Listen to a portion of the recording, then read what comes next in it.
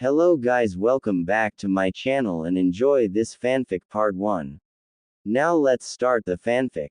It was a little over a week since the end of the Fourth Shinobi War, which had lasted several weeks, and things were beginning to return to normal in the Konoha, the village hidden in the leaves. It was very fortunate that while there had been casualties, they were relatively small in comparison to the Third Shinobi War, and this was due almost entirely to the efforts of Naruto Uzumaki. Even though Kabuto had been defeated, Madara Uchiha had once again escaped, though with his massive injuries, thanks to Naruto and Temari's deadly wind combo attacks. Most didn't think he would survive for long, and if he did, he would be powerless. Most of the allied ninja had returned to their respected villages, with the exception of those from Suna, the village hidden in the sand. Gaara, Kankuro and Temari in particular had wanted to stay and visit their friends for a while. It was currently the early hours of morning, around 7 a.m., and Gaara was mediating as usual, anticipating his chance to visit the person he considered not only his first friend, but his best friend as well, Naruto. With all that had happened over the years, there hadn't been much time to spend time with him, like he had wished, what with the Akatsuki, him becoming Kazekage, Naruto training with the late Jiraiya, and of course, the recent war. The fifth Hokage, Tsunade of the Senju, was sitting in her chair, glaring at the mountains of paperwork that sat on her desk, and in more stacks, on the floor. Maybe if I stare at it long enough I can catch it on fire. And I can say it was lost due to reason beyond my control, like any kind of good luck like that would happen. She thought to herself, sighing. I might as well get started, Tsunade said out loud. The sooner I do, the sooner I can take a sake break. As long as Shizune isn't around to see my access my secret sake stash, that is. She picked up a random paper from a stack in front of her and looked at the date on the top of it.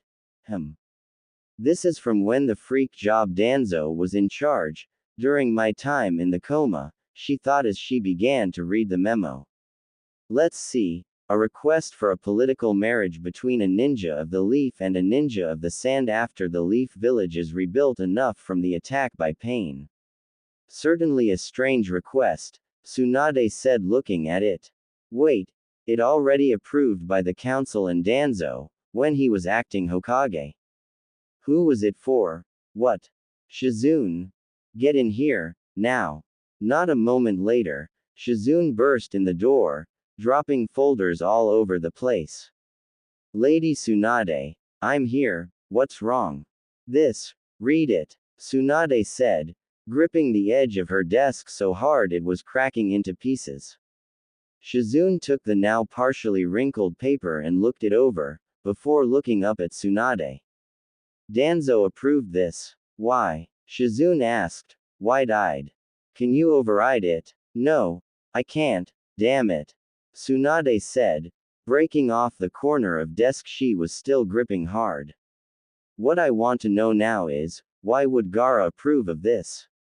Maybe he didn't. Maybe the Sand Village Council did while he was at the Cage Summit, Shizune said, dropping the paper onto the desk. Which means, he can't change it any more than we can, right? Damn it. I can't believe those stupid, pig-headed in the council did this kind of crap. Tsunade yelled, slamming her fist into the desk, leaving a large indent in its surface. There's no way out of this, Anbu Crow, go tell Naruto I need to see him. I need to explain this bullshit to him. The Anbu nodded before disappearing in a swirl of leaves. You have every right to be mad, but you should try to watch your language, Lady Tsunade, Shizune said, picking up the folders she had dropped a few minutes ago. You need to think about how this is going to affect poor Naruto, that's your top priority. Yes, I know, you're right, as usual. Tsunade said, taking a deep breath. Bring me some herbal tea, will you? I need to calm down, in fact while you do that. Anbu Ox, go grab, 5 bowls of ramen from Ichiraku Ramen. Naruto going to need to calm when he hears this as well. Something tells me, this is going to be a long day for everyone. Especially poor Naruto, said the Anbu, before she too disappeared. Speaking of Naruto, he was currently walking up, or rather running up the stairs of the Hokage Tower, to see what Tsunade had wanted him for. Though he was in a more or less good mood now, he wasn't entirely happy with his wake-up message, where he had been woken out of a half-asleep state as he was eating breakfast by an Anbu.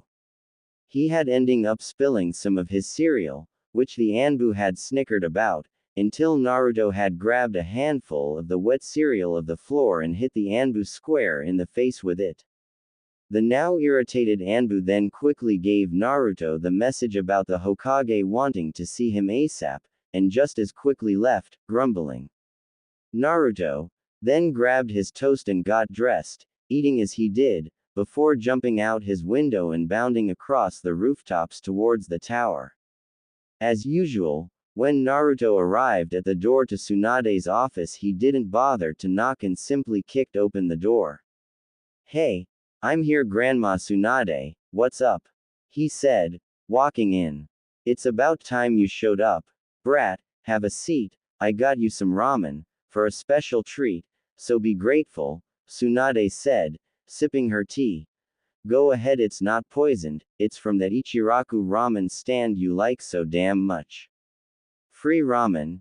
You are my favorite person in the world, Grandma," he said, jumping into the chair, grabbing the first bowl and slurping away. "By the way, was this all you wanted?" "No, but go ahead and eat first, we'll talk about the important thing after you're done," Tsunade said, finishing her tea. "Just hurry, it's quite important, you know." "It is?" Naruto asked, noodles hanging out his mouth. "What is it? Maybe I should eat later." "You're actually turning down ramen. Are you feeling sick or something?" Tsunade asked, in disbelief. Naruto put down his now empty bowl and looked at her. "We all know ramen is like the king of all foods in the world. But even I know that there are some things more important than ramen." Tsunade smiled and thought, "Naruto, you really are growing up. I'm positive that if Kushina and Minato were still alive, they'd be as proud of you as I am, okay? But I warn you, this is not something I'm happy about, as my now broken desk can contest to," Tsunade said, gesturing to the dents, cracks in the broken corner on her desk. "Now, apparently while I was out of commission and that nutbag, Danzo was in charge, an agreement was made between the Sand and Leaf villages. A marriage agreement, to be exact. A marriage agreement? Who the ones they're forcing to marry, and why would Gaara agree to this kind of thing?" Naruto asked, raising an eyebrow. "I don't think he would make this kind of agreement. Well, me and Shizune think it was made by the Suna Council, during the Cage Summit, before Gaara returned to his village." Tsunade replied, resting her chin on her folding hands in front of her. In any case, this agreement was somewhat forgotten due to the recent war, but now that things are winding down, it will have to be implemented. Furthermore, we only know of the groom who has been chosen from our village, we're not sure who the bride from Not the Sand village will be, yet. Who's the guy?" Naruto asked, suddenly nervous.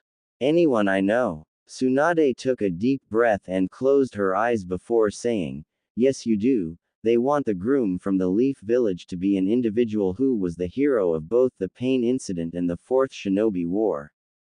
They want you, Naruto." She didn't hear a response and opened one eye to look at Naruto, and watched him stand up, with a neutral expression on his face. "I'll be back in a second, Grandma." Tsunade watched as Naruto walked over to the window and climbed out, heading up to the roof. It was silent for a minute, then she heard him yell out at the top of his lungs, "Son of a bitch, what the hell?" Shizune came walking into Tsunade's office and saw Tsunade banging her head on the desk. She also heard Naruto shouting out all kinds of nonsense from the roof. I take Naruto knows the bad news, Shizune asked, sadly. Isn't there anything we can do for him? Not in terms of stopping the marriage, however there are some ways to work this to Naruto's advantage, Tsunade said, picking her head off of her desk. Does matter. I'm not doing it, Grandma. Naruto said, sitting on the windowsill, with his arms crossed. There's no way I'm marring anyone right now, so there. Naruto, stop acting like a baby. It's not like I want this for you, any more than you do, and if you refuse there could be serious consequences for you in our village, Tsunade said, shaking her. Now as I just said, I'm not about to let you do this without the two councils agreeing to some things that will help you out, and give you what you deserve. What I deserve? What kind of advantages are we talking about here, Grandma Tsunade? Asked Naruto, standing up with his arms now at his side. Not that I agree to this or anything, but they better be really good. There's no way out of this, Naruto. Believe me, I thought of every loophole I think of, and nothing could stop this. Tsunade said, solemnly. Quote, comma, dot, dot. Now as for the things I can do for you. First I'll require 2 witnesses. Shizune, go fetch either Sakura or Ino from the clinic for me. Right, Shizune replied, opening the door and walking out. Not a moment had passed, however, when she reappeared in the doorway, with Sakura. Turns out Sakura was on her way to receive her daily routines from you. I met her in the hallway here. Good. Saves you a trip and us time. Sakura stepped forward with Shizune and closed the door, while you're at it. Tsunade said, standing up. First, I need to activate a privacy seal. But before I do this, Naruto, I need your permission to reveal your parentage to Sakura, and soon after, everyone else in the village, Tsunade said, looking at Naruto seriously. Can I? Naruto thought for a moment before nodding to her. Yeah, I guess. I trust Sakura here 100%, as for the rest of the villagers. It was bound to get out eventually anyway. I guess they'll have to get used to it. She smiled, nodded and activated the seal before reaching into a drawer in her desk and pulling out a folded-up jacket. Here, take this, Naruto, but don't unfold it yet, Tsunade said, to him. Now on this day, in the autumn of this year, I, Tsunade of the Senju, and the Sannin, the 5th Hokage of the village hidden in the leaves, hereby promote Naruto Uzumaki Namikaze to the rank of Special Jonin. Congratulations. No one spoke for a moment, and everyone was bug-eyed. Finally, Sakura said, Namikaze. As in the 4th Hokage, that's Naruto's father. Naruto did his usual neck rub, with a smile in response. Yeah, well, that's right. And his mom was Kushina Uzumaki, better known to some as the Red Hot Habanero, due to her temper and red hair. Tsunade said, grinning. Now then, even though the council could and would block a normal promotion of Jonin to you, they have no say in me appointing you the title of Special Jonin. What's the difference, Grandma? Naruto asked, confused. Not much. Mainly it has to do with the type of training you receive and how you earn the title. Shizune said, pitching in. Jonin is earned by advancing to Chunin first, then taking a Jonin exam. Special Jonin on the other hand is appointed by the Kage of the village, and can be given to a ninja of any rank, including Genin. Oh really? Naruto asked, before jumping and giving Tsunade a bear hug, almost knocking the woman over. Thank you, thank you, thank you. Easy, Naruto, as you like to regularly point out, I'm not young woman anymore. Tsunade said, hugging him back. I'm glad you like it, but that's not the only things you're getting. You'll also receive normal Jonin mission pay. And the rights to your father and mother's wills, including the Namikaze mansion. My parents' house? Naruto asked, pulling away from Tsunade, as there, pictures of them there. Yes, plenty of them. In fact, Sarutobi made sure it would remain untouched by anyone, until you were ready for it, so it has far more of your parents' belongings than just pictures. Tsunade said, smiling. Speaking of which, you can look at and put on that jacket now. Naruto unfolded it and they all looked at it. It was as long, as big and looked a lot like his Toad Sage coat, except it was black with dark orange flames at the bottom, instead of red with black flames. It also had the Japanese characters for special Jonin sewn in on the back. Wow, you look really handsome in it, Naruto, Sakura said, smiling. Congratulations, you earned it.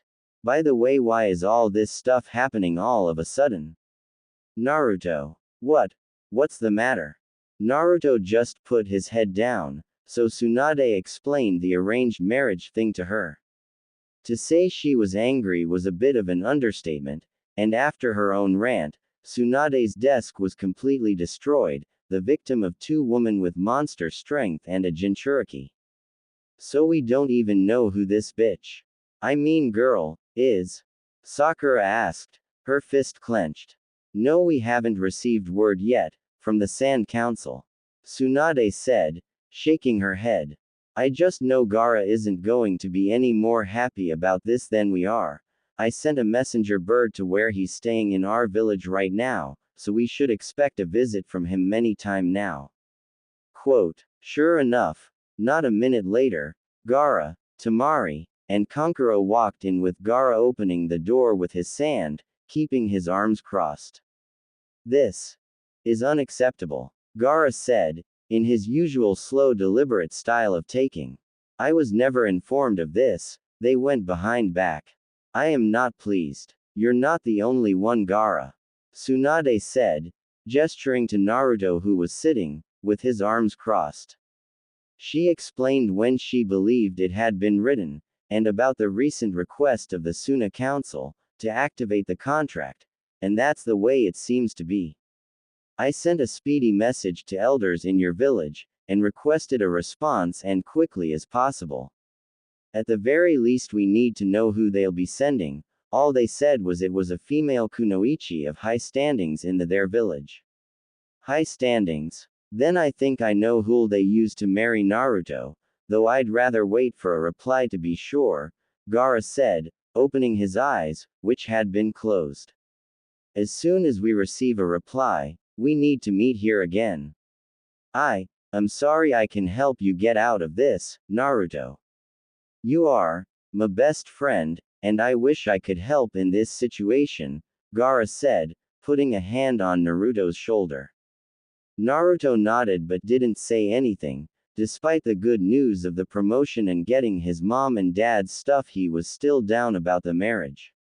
Temari, who was still extremely grateful to Naruto for him help saving her brother over the years, and who considered him a friend, crouched down in front of Naruto. Don't worry, you can consider me, Gaara and Kankuro your family. And we'll help in any way we can. I promise, Temari said, before wrapping her arms around his shoulders and pulling him into a hug. After a moment, Naruto hugged her back before releasing, and letting her stand up. Thanks, Temari, Naruto said, smiling slightly. Temari smiled back and said, now, enough gloom and doom shit, let's go do something, all of us together. How about we celebrate Naruto's promotion to Jonin? Sakura said, putting a hand on her hip. Promotion? Kankuro asked, surprised. Well, looks like you're moving up in the world, squirt. You know I'm only a year younger than you, makeup boy, Naruto said, grinning, and I'm as tall as you, so there. Who calling makeup boy? Kankuro yelled, before getting whacked in the head by Temari. Shut up, makeup boy, Temari said, crossing her arms.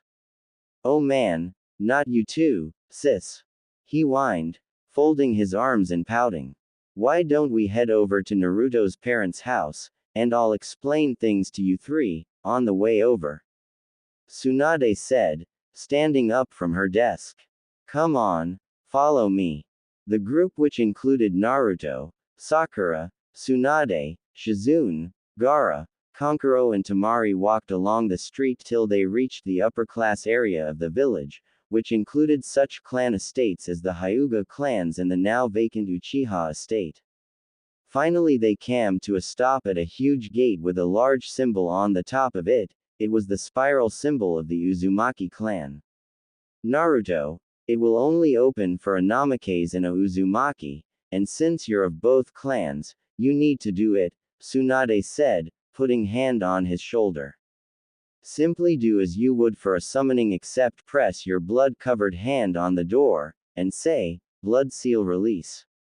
Naruto did as instructed, and when he did, the gate glowed yellow for a moment before Tsunade stepped forward and said, "Okay, that means the seal is released and we can go in now." They all walked through the gate and found themselves in a small town that appeared to have several large blocks to it. "Holy crap, this place is big," Kankuro said, looking around. "How big is this place, and is it all Naruto's now?" "Yes, it is all his, and as for the size, I understand it is even larger than that of the Hyuga's clan district." Tsunade replied to him. "The Uzushiogakure village, where your clan came from, was well respected by the first and second Hokage as well in my clan, the Senju clan in general, which is appropriate, considering our two clans are related to one another distantly as cousins, and marriage. In fact, FYI, not only is your clan related to mine, Naruto, but the founder of the Uchiha was started by the brother of the founder of the Senju clans." "You mean you're kind of like my grandmother? And Sasuke was like my cousin or something?" Naruto asked, both excited and confused. "Does that mean I can call you grandma, and you won't get mad anymore?" Tsunade sighed and looked at him. "Yes, it does, technically, and yes, you can call me that, but not when we're in public. It makes me feel old." Naruto gave her a big hug. "Thanks, grandma, I love you." Tsunade smiled at him and said, "I love you too, brat. Now come on, let's get to your house, already." Temari walked ahead of her brother, so she was next to Naruto as they made their way to his house. "Finding out you're related to the first, second and fifth Hokage, on top of everything else, must be a lot to take in. Are you alright with this?" Naruto looked over at her and smiled. "You bet, even though the day stared kind of crappy. I just found out I have real family, Grandma Tsunade here. I've always wondered what it would be like to have a family." "Well, I'm glad for you, Naruto, you deserve it," she said, looking ahead as they neared a large mansion. "Is this it?" Sakura asked, looking at the huge gates that showed a long path of trees leading to a huge mansion. "It's insanely big. The path could be seen opening up to a huge area in front of the house with a large pond." Yes, it is," Tsunade said, opening the gates. "Come on, up the path we go." A few minutes later they arrived and they looked around for a moment. The area outside the house was indeed large and even had a second, smaller mansion to the left and to the right. After a minute they walked around the pond and to the front doors, where Tsunade gave Naruto a yellow and red key to unlock it. He opened the door and they all stepped inside. It was surprisingly in excellent shape, considering its age. Like the outside, the inside was modern yet old-fashioned in its Italianate style, with a large staircase leading to a second floor and doorways on either side of them as they stood in the main entrance of the house. "Just how many rooms does this place have?" Naruto asked, looked around. "And why did mom and dad need such a big place? This estate and town that belongs with it were actually part of the Senju clan during the time of my grandfather and your great-grandfather's reign as the first Hokage. The second Hokage, our uncle, then gave this estate to the Uzumaki clan in his will," Tsunade said, looking at him. "And as for the size, I believe there is around 29 bedrooms, a gigantic pool, a large training ground, and a garden, among other things here. That's enormous. What am I supposed to do with a place this huge, even with a wife? Naruto asked bug-eyed. Probably the same thing your mom and dad did, use the main house here, and pretty much ignore the other two houses. Besides, someday the Uzumaki clan made up of your children, grandchildren and maybe even great-grandchildren will inhabit this place, Tsunade said, smiling. Naruto blushed a deep red at the thought of him having children with whoever the woman he was going to marry.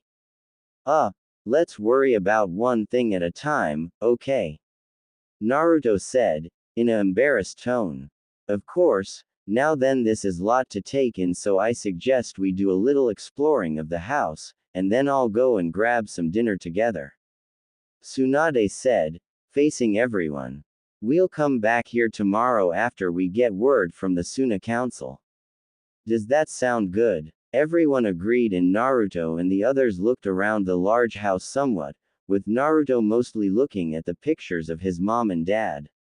After about an hour they locked up, and left to eat. After dinner at Akamaiki's barbecue restaurant they all went their separate ways, with Naruto, Temari, Gaara, and Kankuro going and catching up on things. The rest of the day went as normal as usual and soon night came and went with the same group as yesterday, being called to Tsunade's office early the next morning. Glad you're here now, Tsunade said, looking at everyone over the top of her desk. I received word from the Sand Village Council. And it's hard to believe their choice, though I certainly approve, and I think Naruto will as well. Gaara, come over here and look at the reply. Tell me what you think. Gaara raised an eyebrow before doing as asked. He looked down at and then up at Temari before looking over at Tsunade.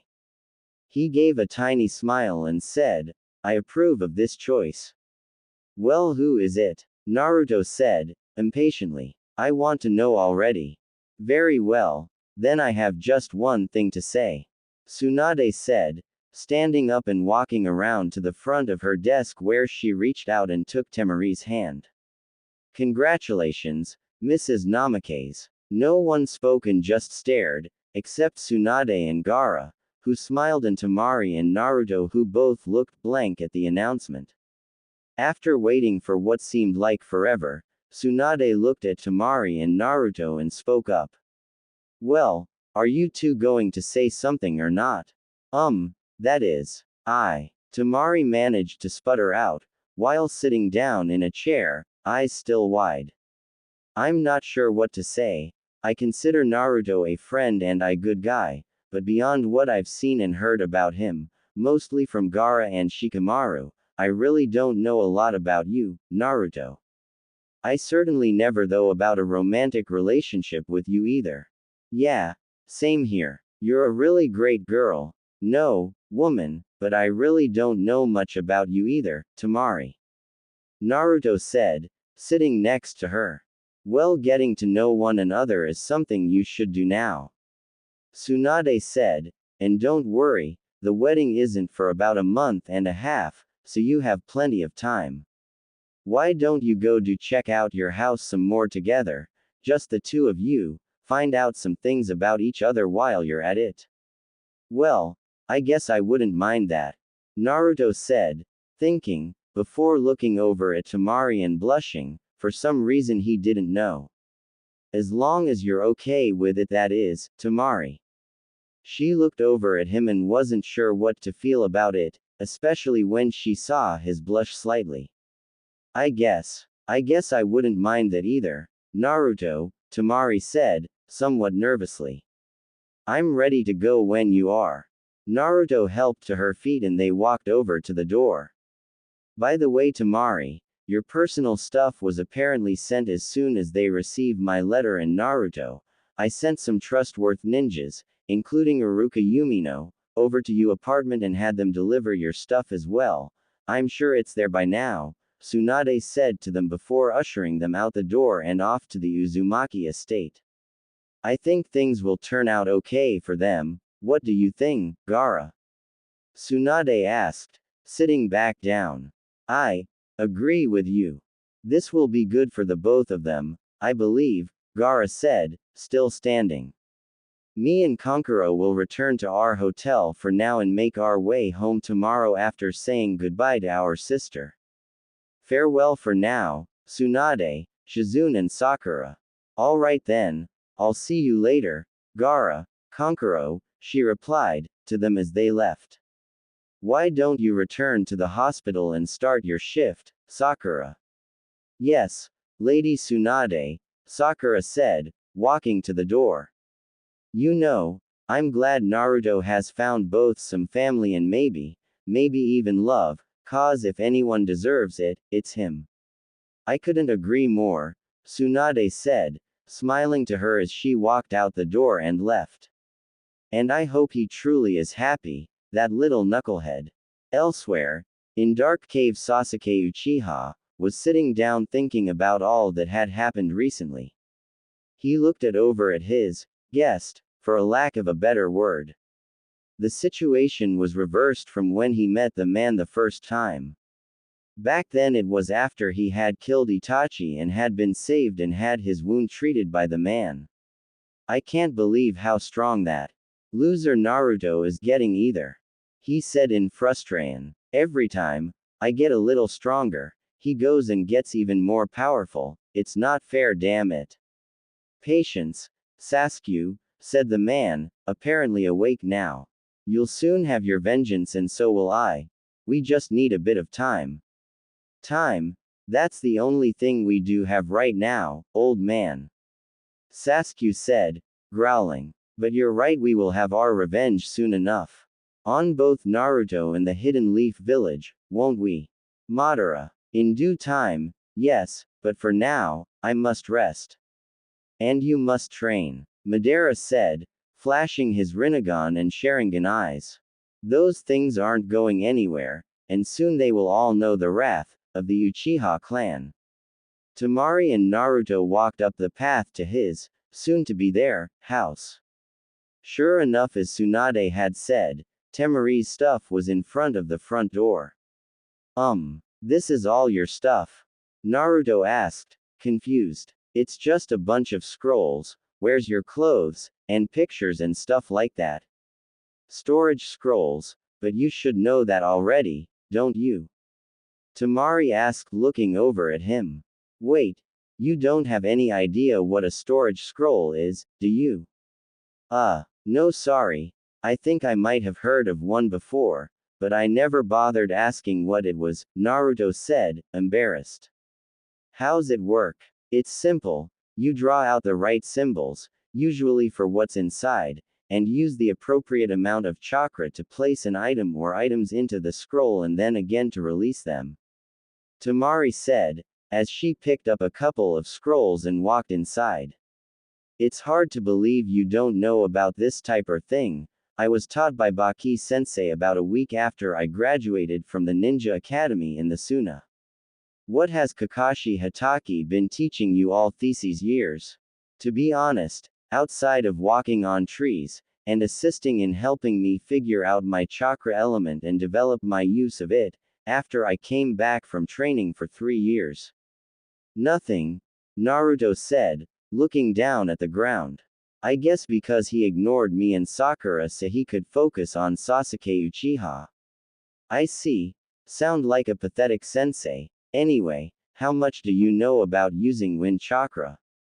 Temari asked, putting down the scrolls for a moment. I know from personal experience that you can use that wind-style energy ball thing in the shape of a giant shuriken. But what other wind techniques do you know? Naruto though for a moment and rubbed his chin before answering while smiling in a cheesy manner. None. Temari groaned and smacked him in the back on the head. Hey, what did you do that for? He cried out, rubbing his head. Only knowing one elemental move after all this time is kind of pathetic. It's not something to be proud of, Temari said, giving him a look of irritation. Looks like we're going to have to change this, huh? We are? Naruto asked, looking up. How? Don't act stupid, 'cause I know you're not.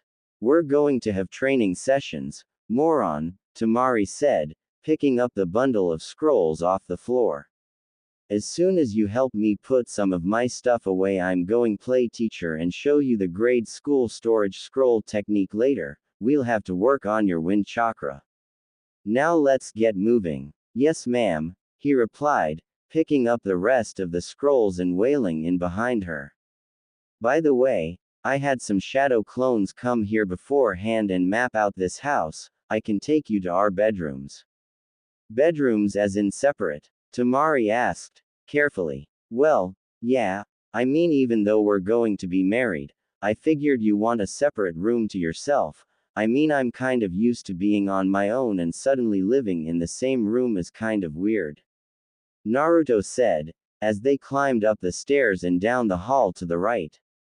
I bet it's the same for you, huh? Sort of. Though I am used to having my own bedroom, I lived together in the Cage mansion with Gaara and Kankuro my whole life. Even if me and Kankuro were scared of Gaara most of our life. Temari said, as they came to a door that had a piece of paper with her name written sloppily on it. So this is my room. Where's yours at? He pointed to the opposite side of the staircase and said. First door on the right after the staircase. Oh, and we both have our own bathrooms so we don't have to worry about one walking in on each other. Well, it's nice to see you aren't a pervert like both of your senseis have been. Temari said, grinning. At least I hope you're not. Hey, I'm nothing like Jiraiya or Kakashi. Naruto said, his cheeks red. I would never do anything weird, believe it. She grinned and lightly tapped his cheek. You're way too easy. Relax, you leave your emotions on the surface, so I think I would know if you were a pervert. Now then, I've already explained the way to use a storage scroll, so how about a few demonstrations? She asked, putting the bundle of scrolls on her bed. Like I said, channel your chakra into the scrolls and the items will release. Watch me unseal one, then you try with this one. They've got my spare supply of shuriken and kunai in them. Okay, I'm ready, Temari, Naruto said, eagerly. Temari spread out the scroll on the bed and channeled chakra into her hand before, sliding it across the scroll's inked symbols. A small pile of kunai appeared in a puff of smoke. Alright, your turn, Naruto.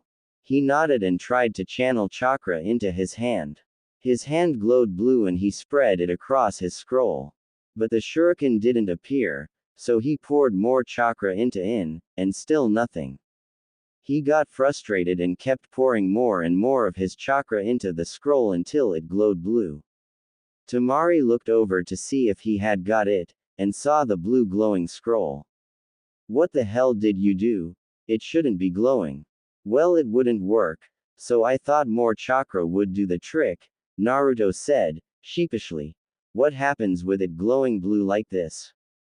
I don't know, I've never even heard of something like this happening, Temari said, nervously. Throw it out of the room, before it explodes or something. Right, Naruto replied, grabbing the scroll, which started to shake. Ah, I think it is going to explode. Not knowing what else to do, he threw it out the window, and slammed it shut. Naruto and Temari jumped to the other side of the bed, and she put up her open battle fan, as a shield for them.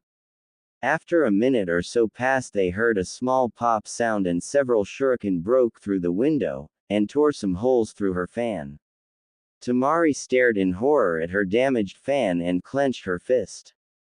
My battle fan, my favorite battle fan, she said, grinding teeth so hard sparks flew. Naruto. Having been on the receiving end of a furious female before, he knew the drill, and raced out the bedroom door so fast, he nearly left a trail of fire behind him. For the next several hours Temari chased Naruto all over the village and he used his skills he learned from when he used to play pranks, to hide expertly. After a while he gave her the slip and found himself in front of the Hokage Tower.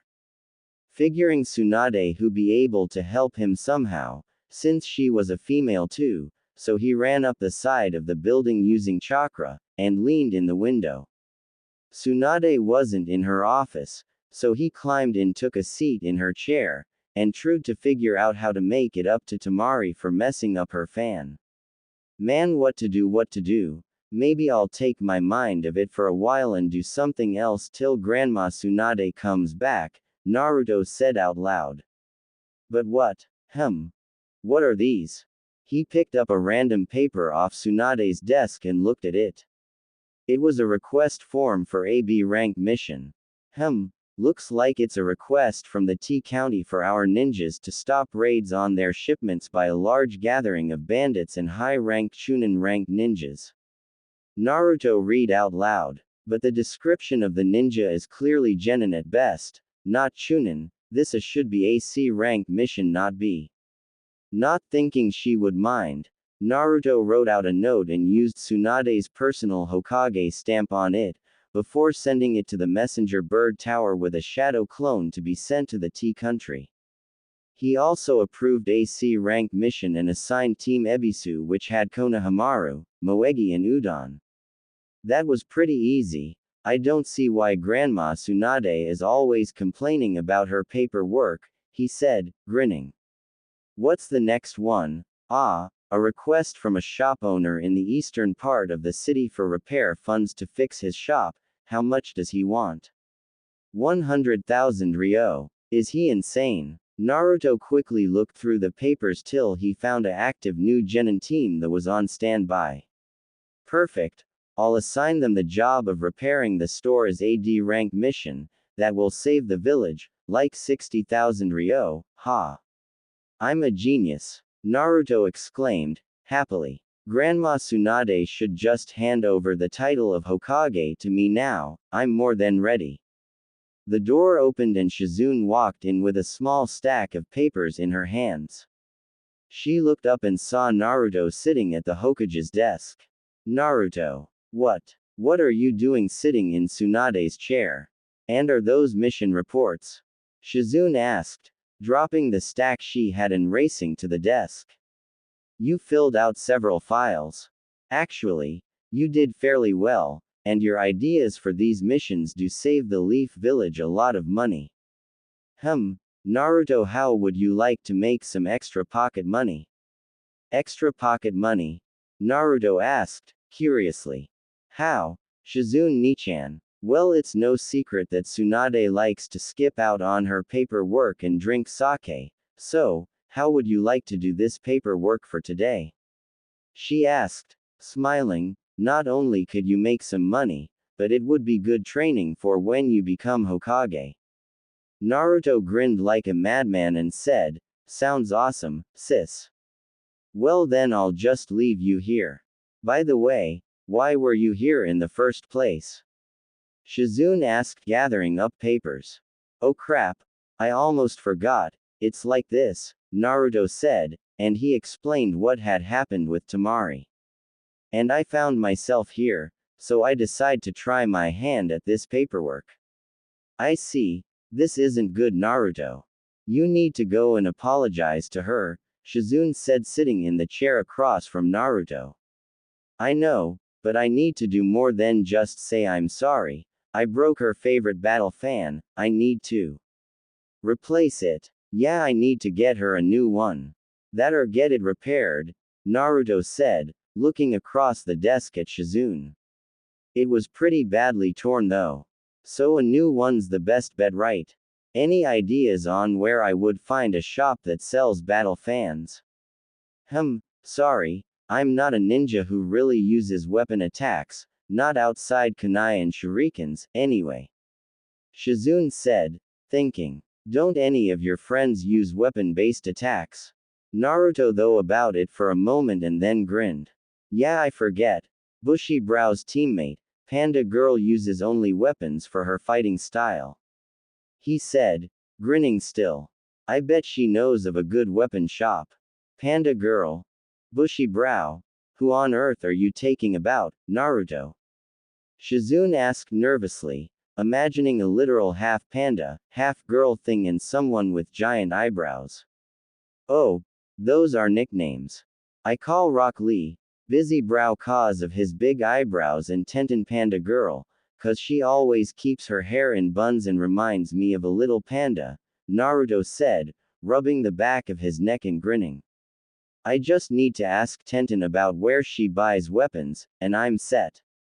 What about this paperwork? Shizune asked, raising an eyebrow. Easy, I'll send a shadow clone to find her, and I'll stay here to do this.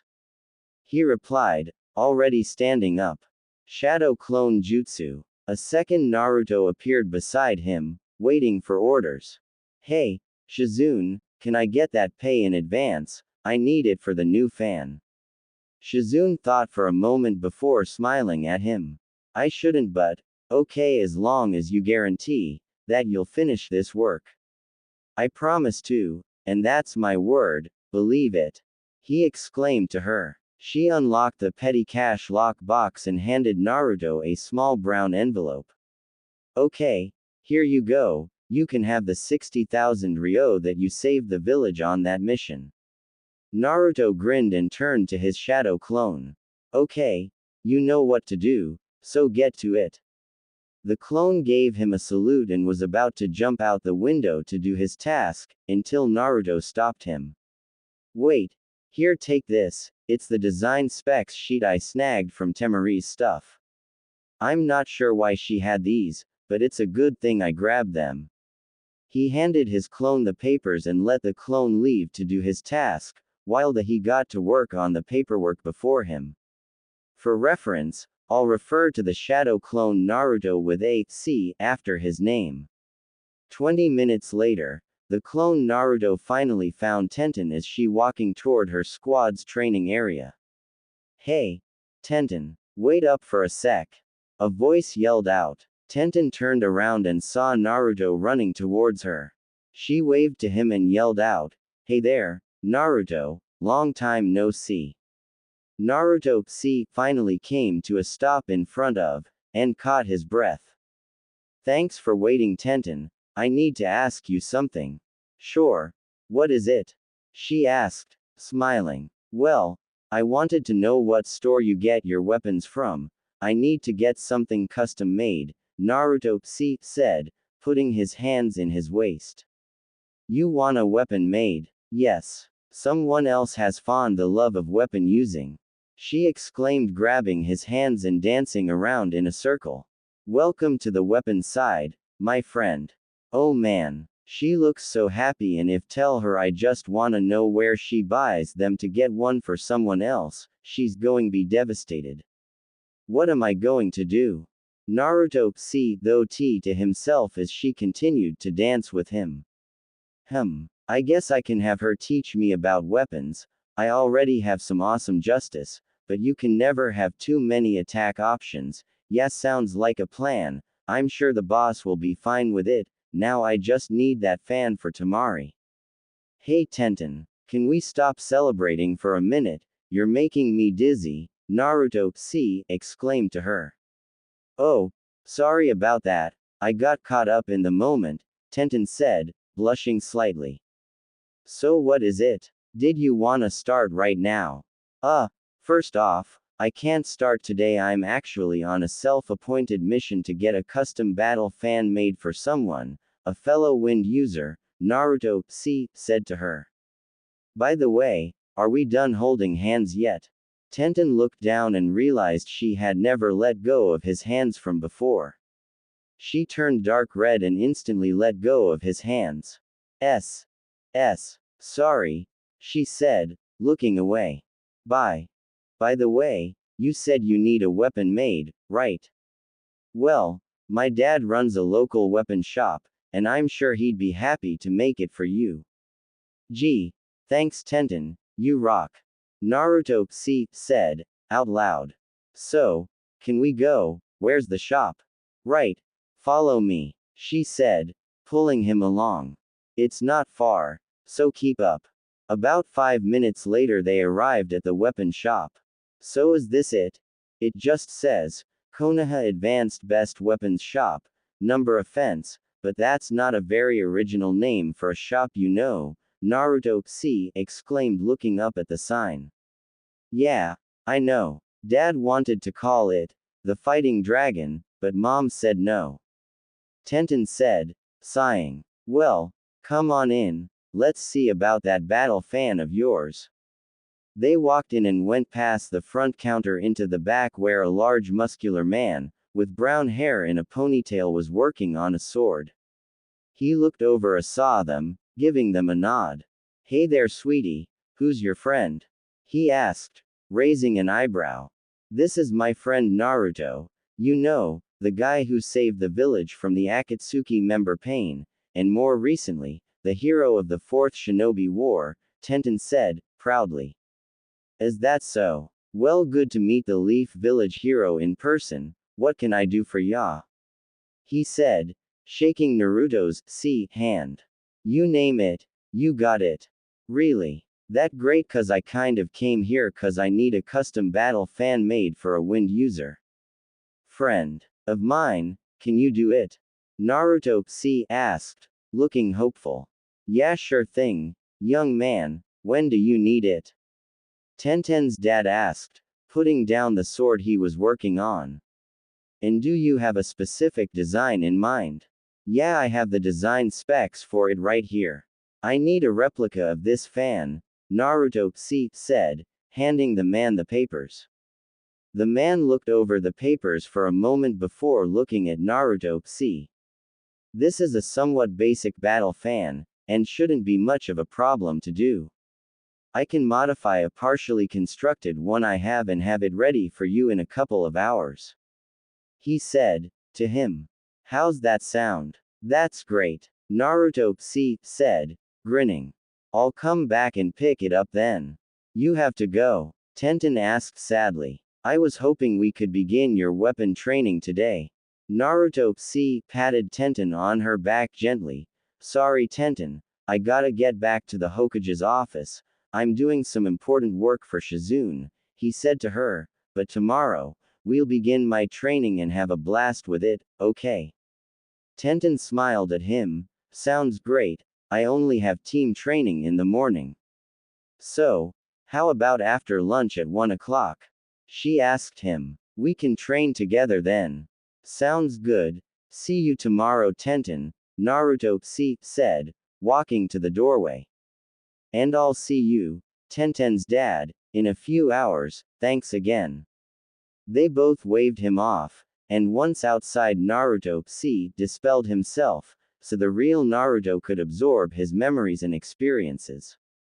Back at the Hokage's office, the real Naruto paused the paperwork as he felt the shadow clone's memories and experiences. Aw man, Naruto said out loud, as he sighed. Shizune walked back into the room and looked at the now somewhat depressed Naruto. Naruto, what's wrong all of a sudden? She asked, concerned. Is it about a mission that needs approved? No, but in order to get that weapon made for Temari, my clone kinda agreed to be taught about and train using different weapons with Panda Girl. I mean Tenten, he replied looking absently at a paper in front of him. And it starts tomorrow. Well, it was worth it for Temari, right? Shizune asked, trying to give it a positive spin. I guess it was, probably, he replied, still slightly depressed. It's not like I don't like Tenten or anything, it's just I don't really use any weapons outside of shurikens and kunai, but I did already promise, and I never go back on my promises. By the way, outside of destroying Temari's fan, do you think things are going okay with your relationship with her? Shizune asked, curiously. Relationship? I'm getting married to already, right? What's the difference? He asked, genuinely confused. Shizune felt like smacking herself in the head, but chose not to and instead said, Naruto, you can't get out of this marriage, but you do want one built on love, right? Love? Yes. He answered, unsurely. She sighed and shook her head. Yes, is the right answer. You need to take her on dates, spend time with her, really get to know her, and eventually you'll fall in love, she replied, smiling dreamily. Dates, huh? What do I do on a date? He asked, but never got an answer because Tsunade walked in the door, grinning happily. I can't believe Ibiki thought he could drink me under the table, ha. What a lightweight, Tsunade said, walking forward a few feet. Huh, Naruto. What are you doing sitting at my desk, doing official paperwork? I let him, for some extra pocket money, Lady Tsunade, Shizune said, walking over to her. I actually have a good reason for it, and I think after hearing about you'll agree it was a good idea. Oh really? Then by all means, explain, Tsunade said, folding her arms. It had better be good, Shizune. Shizune went on to explain everything from when she first found him at her desk to just a few minutes ago. And so as you can see, he was perfect for this job, Shizune said, standing behind Naruto, her hands on his shoulders. Was all Tsunade said, before walking over and looking over a few mission reports and requests. Well, you did do a good job with this. Alright, how would you like to take over this stuff for me again tomorrow, brat? Tomorrow. Sorry Grandma, I promised Tenten to train with her, remember, he said, rubbing the back of his neck. And even more importantly than that, he needs to get closer to Temari, you know, have a real relationship with her, Shizune chimed in. I see, you don't know much about that stuff though, do you? Tsunade said, putting the paperwork back down. Okay, how long before you pick up that fan thing from the shop? It's a battle fan, Grandma, and I have like, an hour and a half or so, why? Naruto asked, wondering what she was up to. Tsunade grinned and pulled up 2 chairs to the front of the desk, and had Shizune sit next to her.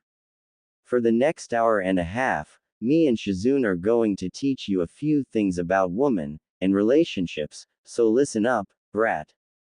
Naruto could only gulp as Tsunade began, and although he knew the information would be invaluable, part of him wished he was getting tortured by Ibiki or Anko instead. Elsewhere in the village both Anko and Ibiki sneezed. I hope no one's talking about me, they both thought, before getting back to their duties. And that's basically all you need to know for now. Although I'd recommend getting some more current advice from a girl around your age as well, maybe Ino or Sakura. Tsunade said, standing up to stretch. Sakura, Naruto said sadly, as he turned and looked out the window. Naruto, we're all aware of your feelings toward her, but unfortunately, you don't a chance now, so deal with it, Tsunade said, calmly. I know this is tough on you, but this could be a really good thing, so give it an honest chance, okay? Now, get going, you do have get that fan, right? Yeah, I almost forgot. He replied grinning. It should be ready by now. He jumped to the window, ready to go after it. Hey, get her a flower while you're at it, and make sure to apologize sincerely, Shizune said, to him before he left. He gave a nod, and leapt out, en route to the weapons shop. By the way, even though both Naruto and Temari are Jonin, and Sakura is Chunin, we're going to make Temari part of Squad 7, which will still be active as a team. Get me a form, will you, Shizune?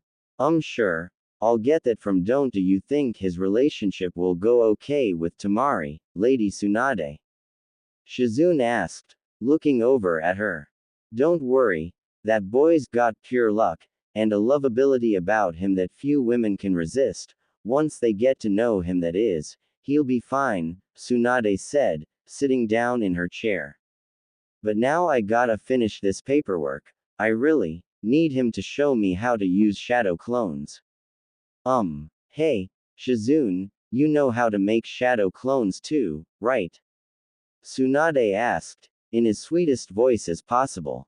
She turned but only saw the door hanging open and Shizune gone, the sound of retreating footsteps the thing that broke through the quiet. Shizune, get back here, and teach me the shadow clone technique. Tsunade yelled, racing out the door after her. I don't wanna do paperwork. Meanwhile, Naruto picked up the battle fan, to which Tenten's dad insisted he not pay a cent for, and had a shadow clone race to pick and to thorn a couple of wild roses and then meet up with him by the gates of his district. He was still getting used to that one, and chuckled as he took the flowers from his clone, dispelled him and raced up the path to his house. He arrived at the house and slowly opened the door, looking around for Temari. Looks like she's not even here. Good, I can just put this in her room, before she gets back, Naruto said, quietly. Put what in my room, Naruto? Said a female voice, from above him at the top of the banister. I looked for you for quite some time. And I almost thought you weren't coming back. To be honest, that thought kind of made me somewhat disappointed. Oh hey, Temari, listen. I'm really sorry about your fan. I even got an exact replica made of it for you, he said, putting his hands together. Is there any way you can stop being mad and forgive me? She walked down the stairs smiling, though Naruto was busy looking down at the floor. I even got you some flowers. I mean, I didn't know your favorite or anything, but I tried to get something nice and I had to do paperwork for the Hokage to earn the money to get the fan.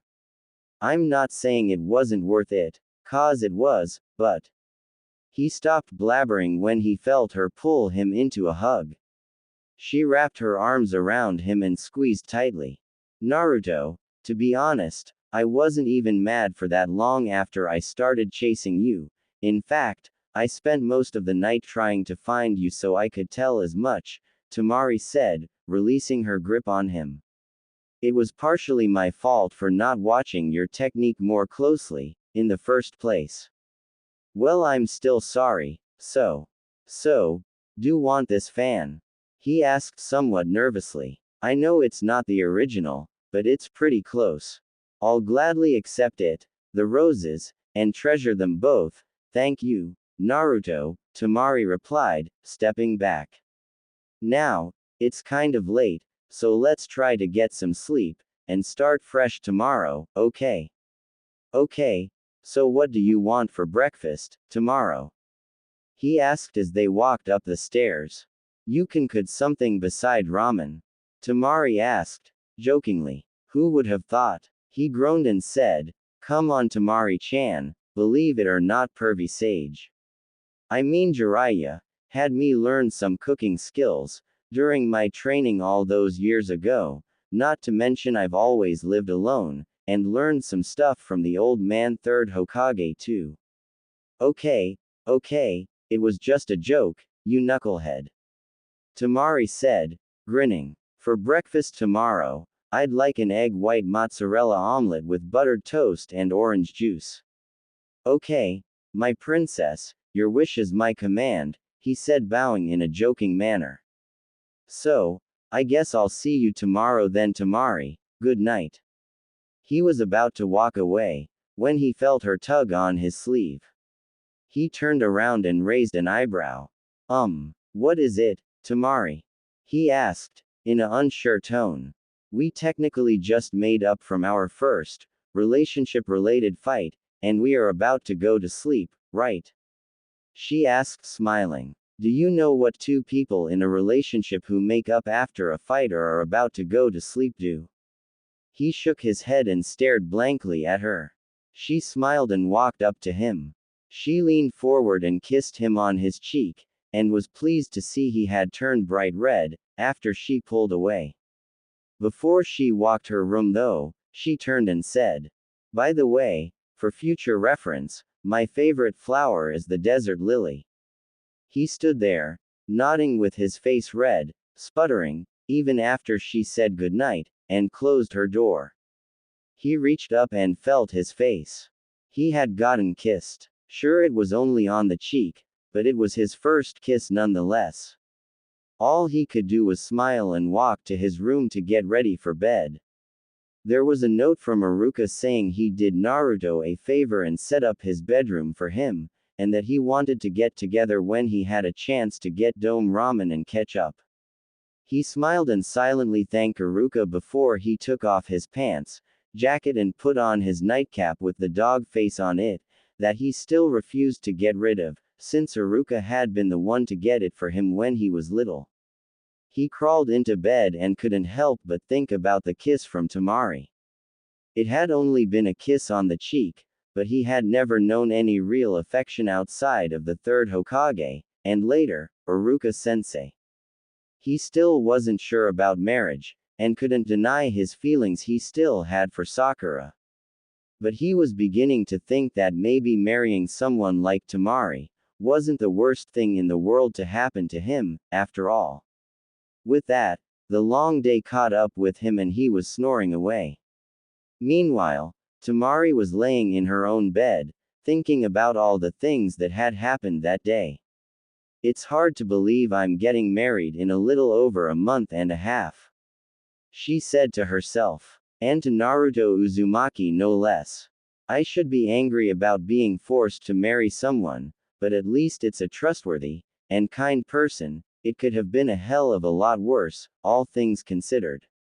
I could have had to marry that lazy Shikamaru. She couldn't help but laugh about that. Sure, he's gotten a bit better, but he's still lazy, easily distracted, unmotivated as ever, and would rather sleep or watch clouds than do anything else, she stated, looking up at the ceiling. I also think it was quite amusing to watch him lay down on the ground to look at clouds next to the tree during the final round of the last Chunin exams. Either way, this is going to be a very interesting thing, she thought to herself.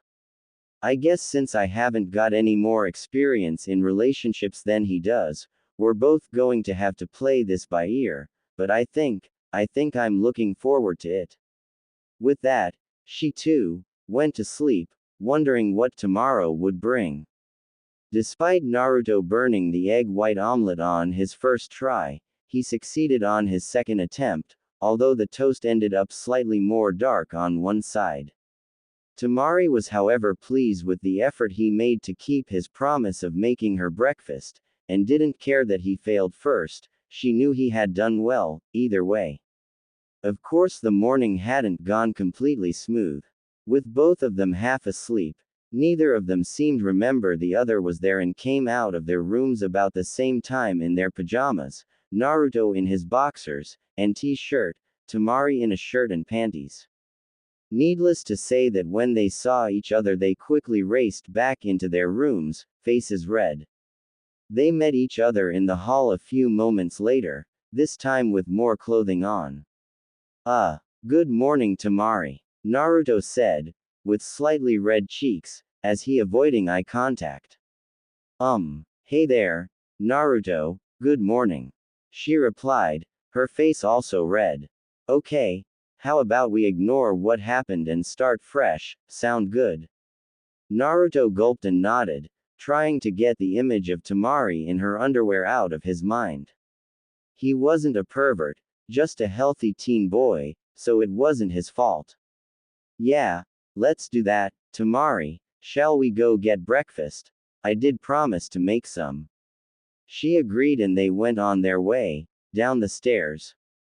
After breakfast, Temari decided, mostly due to Naruto bugging her to do so, that would go and begin his wind chakra training. They used the map Naruto had done up with his clones, to find the training area. Holy crap, it's huge, Temari, Naruto exclaimed, spreading his arms outward. It's like 3 Squad 7 training grounds combined. Yes, it definitely is big, almost too big, Temari said, looking around. This was probably the grounds that was used by a large group of ninjas at once. Are you ready to begin, Naruto? She looked over and saw him using his Rasengan against some small trees. So impatient, Naruto, get your butt over here, now. Naruto stopped what he was doing and ran over to her, skidding to a stop by her. Here and ready, ma'am, he said with a salute. Temari grinning and shook her head. You can be so weird sometimes, Naruto. You're lucky you're kind of cute.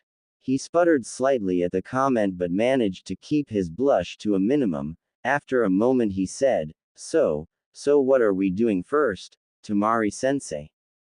Just stick with Temari, smartass, she said, smiling. We're going to go back to basics, Naruto.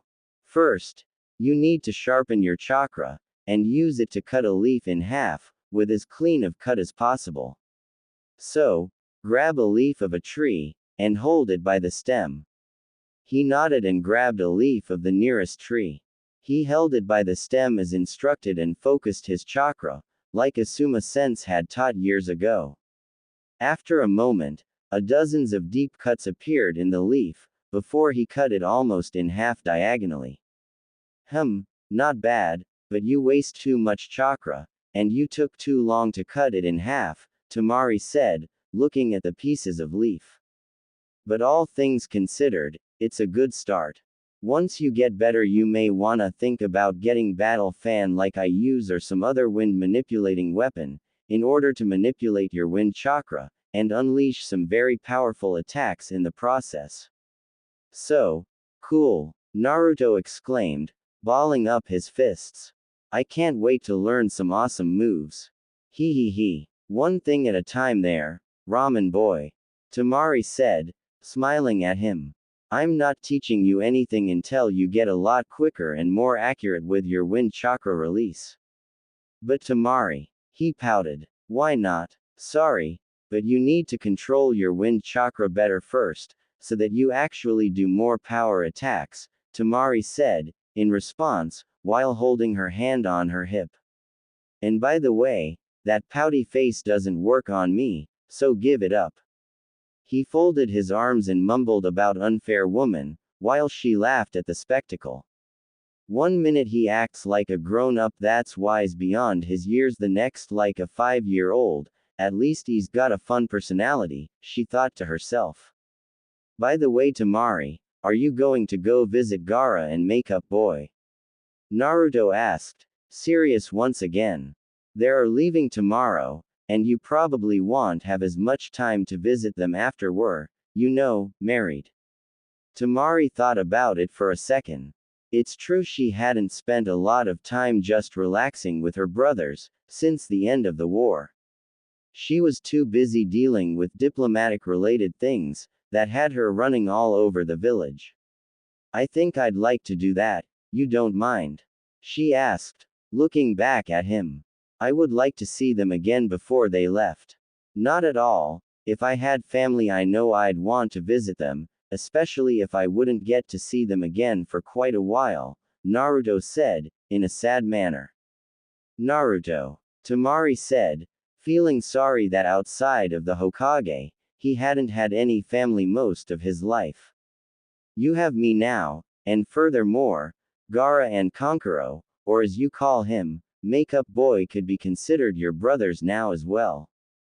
I guess you're right, I have brothers. This is so awesome, Naruto said, cheering up. I have a grandma and now 2 brothers, and soon a wife too, I'm really happy, I'm glad to hear it, being gloomy doesn't suit you. Temari replied, walking up to him and resting a hand on his shoulder. We're all here for you, so don't you forget that, knucklehead. Will do, he replied grinning. So why don't you get going? I have training and other things to do as well, Really now? Okay then, I guess I'll see you later, Naruto, she replied, putting her battle fan on her back, and walking away. I'm not sure how long I'll be gone, but I'll try to get home around dinner time. Bye, Naruto. Bye Temari, he yelled, as she walked off, down the path to the front gates. Now then, first things first. I promised to train with Tenten, and then I gotta find a way to set up a great date with Temari, like Grandma Tsunade and Big Sis Shizune told me to. I'll figure out the date thing later, now I gotta go meet Tenten. Naruto said, as he ran to lock up the front door. Afterwards and hopped into the trees and leapt from branch to branch toward the main part of Konoha.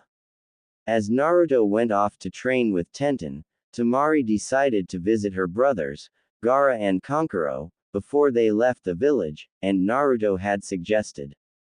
She went straight to their hotel and nodded at the guards. Is Gaara and Kankuro around? She asked them. Yes, they are. Lady Temari, please go in, one of the guards said, and stepped aside for her. She walked and found Gaara doing paperwork at his desk while Kankuro was fixing some joints on one of his puppets. The both looked up when she came inside, and greeted her in different ways. Hey, how's it going, sis? Is Blondie behaving? Kankuro asked, smirking at her. Don't be an idiot, Kankuro, even if it is very hard for you to do, she replied, smirking back. Everything's fine the most part. For the most part, Gaara inquired, putting his paperwork aside. Is there something wrong? Problems perhaps? Not really. I mean, he did damage my battle fan beyond repair yesterday, but it's fine, she said, casually as she sat down on a free chair. He broke your battle fan? Kankuro asked in surprise. Did you kill him? Need help burying the body?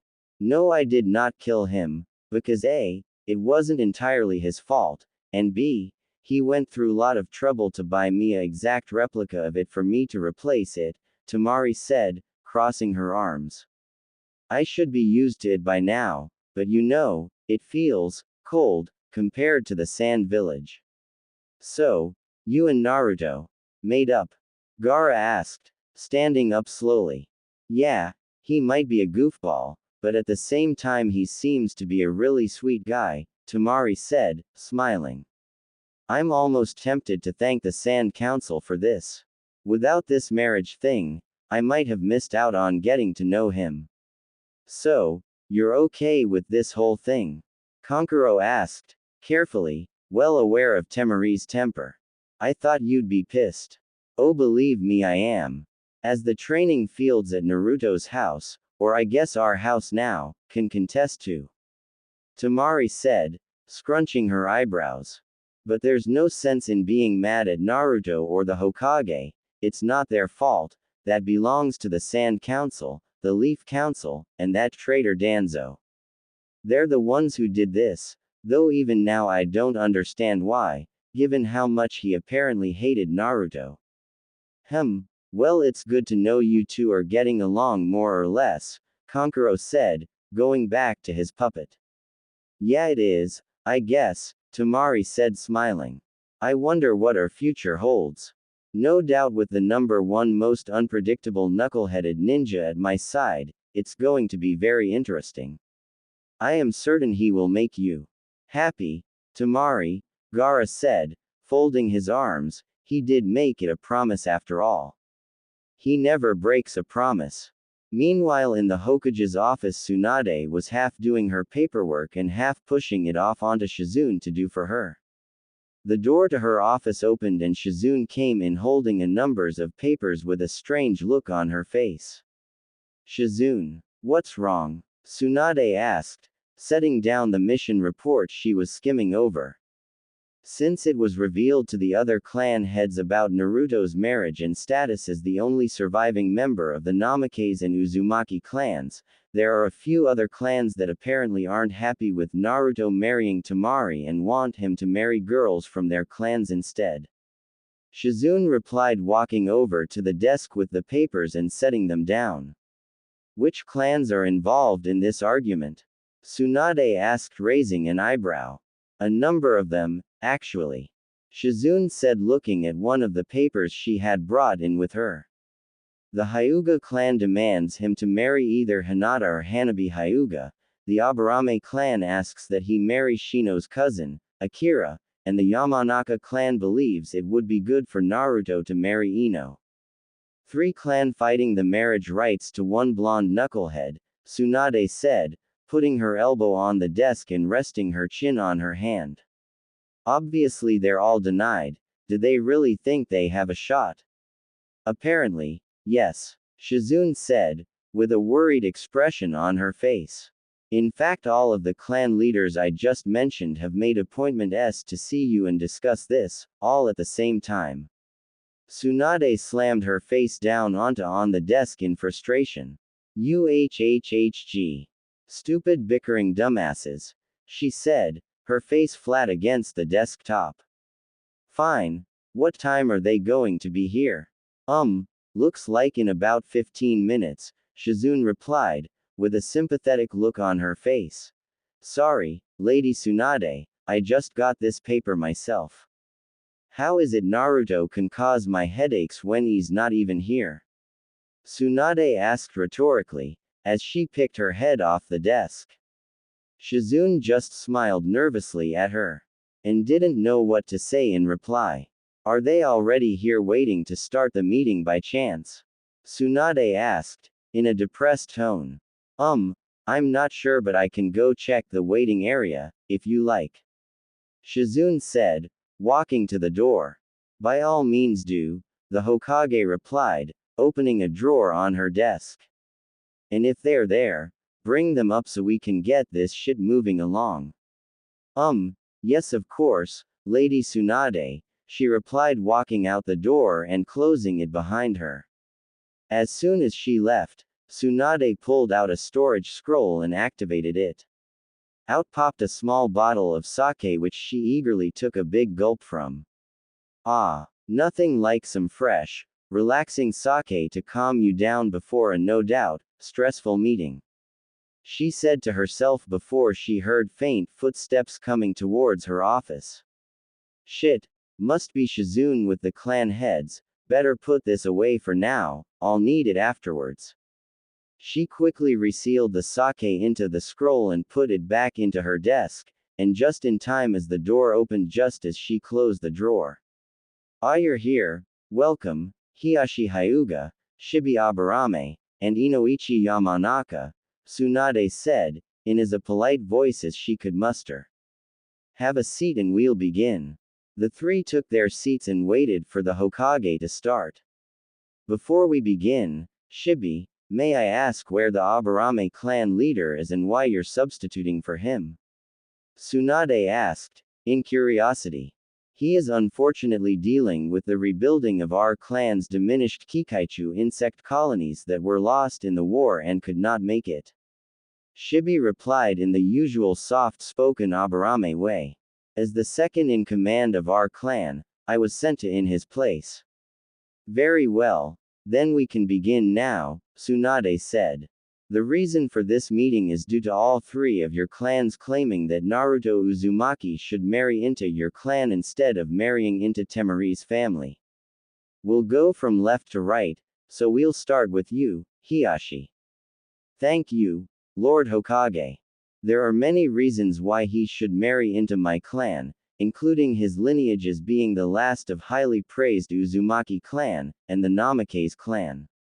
He is also related to you and the Senju clan in general, making him the great-grandson of the first Hokage, the great-grand-nephew of the second, the son of the fourth, and the grandson of you, the fifth. He's related to 4 out of the 5 Hokages of this village, that means he should marry into clans from here, not another village, Hiyashi stated, with arms folded and his face calm and stoic. As fascinating as that history lesson is, I'm already quite aware of these things, Tsunade said, folding her hands together and putting them on the desk. Tell me why he should marry into your clan in specific. Of course, outside of keeping his bloodline contained within the village, Naruto's positive influence has changed both my daughter Hinata and my nephew Neji for the better. Before, Hinata was scared of everything, wouldn't try, barely made it to Genin, could barely speak without stuttering and had no confidence whatsoever. But Naruto changed that, and now she is strong, confident, and is back on track to be the next clan head. Hiyashi stated, looking forward. If they were to marry, then just imagine how far she could go, and I now know about Hinata's massive crush on the boy, which she's apparently had since before the Ninja Academy. He obviously cares about her as well, so it would be a perfect match for them. I see. Well, what about you offering either Hinata or her younger sister as potential fiancés? Hinata at least makes sense, but Hanabi is 11 years old. That's nearly a 6 years difference in age. Tsunade said, in outrage. You expect him to marry a 11-year-old girl. Why on earth would you want that anyway? In nobility, is often the case that girls are married off to men that are sometimes as much as 20 or 30 years older. In this case, a mere 6 years is hardly that bad. Hiyashi said, calmly. Besides, Hinata only has about a year left before it's decide whether or not she becomes the next clan head. If she is deemed unworthy, then it will fall to Hanabi upon her 18th birthday. As such, the council will no doubt push for her, the next clan leader, to marry Naruto instead of Hinata. Tsunade sat back and tried to absorb the information Hiyashi had given her. It was true that she couldn't interfere in clan traditions such as marrying daughters to older males, and that keeping the bloodlines of both the Uzumaki and Namakes in the village would also be seen as important if this case was brought to the attention of the Fire Lord. Still, she hadn't even heard from the other two clans yet, and had to consider their views as well. I see your point well, Lord Hyuga, but I cannot make any decision without the Fire Lord's input. Besides, I also need some input from the Yamanaka and Aburame clans as well, she finally said, after a few minutes. Shibi Aburame, you're next. He nodded and began. Much of what Lord Hyuga stated is quite true, however, besides us having always been supportive of him in council meetings, the Aburame clan can uniquely sympathize with young Naruto. As while he has but one presence living inside of him, my clan's bodies are host to the presence of millions of insects, and are much like him in that regard. You too, make some good points, Tsunade admitted. Finally, Inoichi, you can have your say now. Thank you, my lady. The reasons Naruto should marry into my clan are as follow. First, my daughter Ino will be the next clan head and is his age.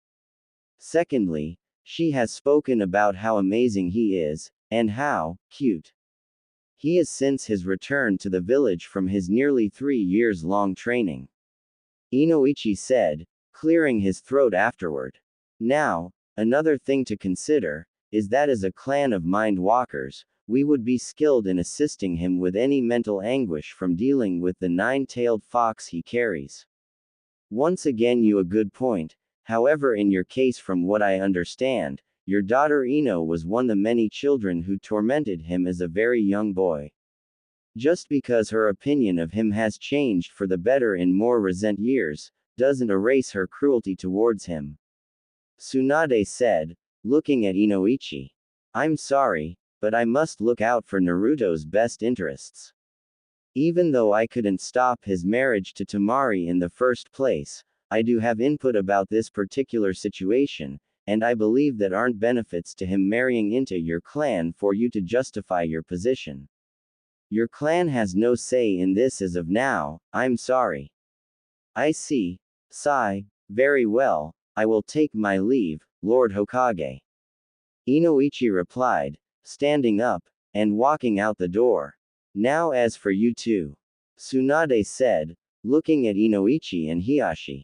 If you still wish to challenge this marriage, I'm required to send a message to the Fire Lord, wait for a reply, which may take between several days, and several weeks. Furthermore, this will require me to send a message to Suna Council, informing them of your challenges, and put the current marriage plans of Naruto and Temari on hold as well. Hiyashi spoke up at that moment. Perhaps there is another option we haven't considered.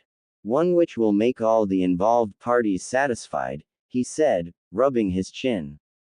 Since Naruto is the last of both the Namakes and Uzumaki clans, does he not qualify under the Clan Restoration Act? He could marry Temari, as well as into the Hyuga and Aburame clans at the same time. I have no doubt it won't be long before the Leaf Council thinks of activating that act for him anyway. Tsunade only grumbled under her breath in response. A minute later she finally spoke again. Once again you bring up a point, however, this entire thing will still require third-party guidance from the Fire Lord. And since I take it you're both serious about going through with this challenge, I need to send a message to him.